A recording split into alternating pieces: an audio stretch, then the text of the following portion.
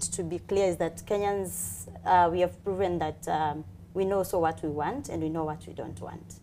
And for me, saying this is that one of the biggest things that I've seen this time, there was no like, the way people say it's suity. People are very clear, this is a candidate I want, either based on ideology or not.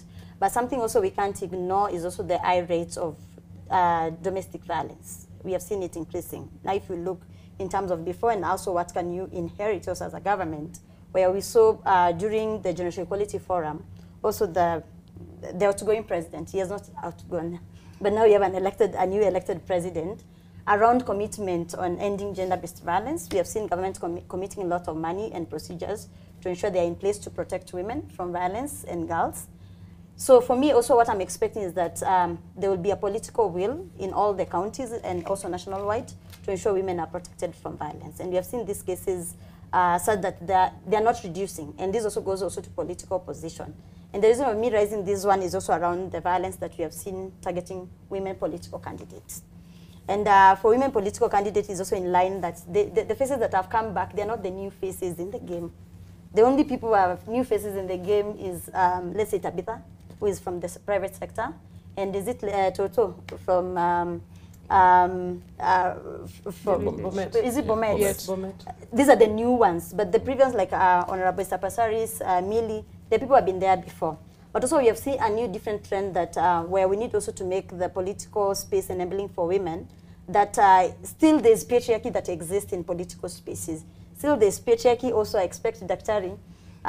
Also we're seeing on your side, I was expecting two-thirds on the top position. Where we it hasn't happened yet. It hasn't happened on the top position. So expect when you say we'll get that two-thirds, like the way here we are. Now we have started, nation has started implementing the gender agenda. So I'm expecting that we're able to open up these spaces, because also Waiguru is a good case study. She started from appointment and now she's elected post as a governor. Yeah. So how do we make these spaces enabling for women, young women, not only just women. When I mean young women also, it means youth.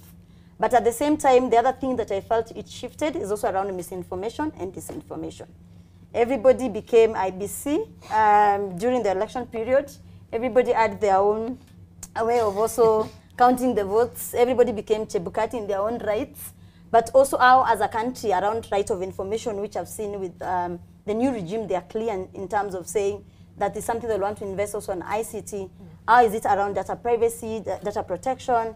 How do we also like able to see, even as a public, that you don't give wrong information, but at the same time, access to information?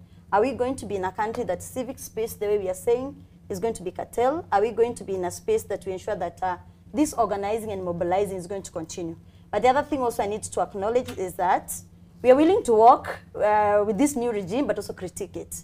And also I can quote the current president during the presidential debate.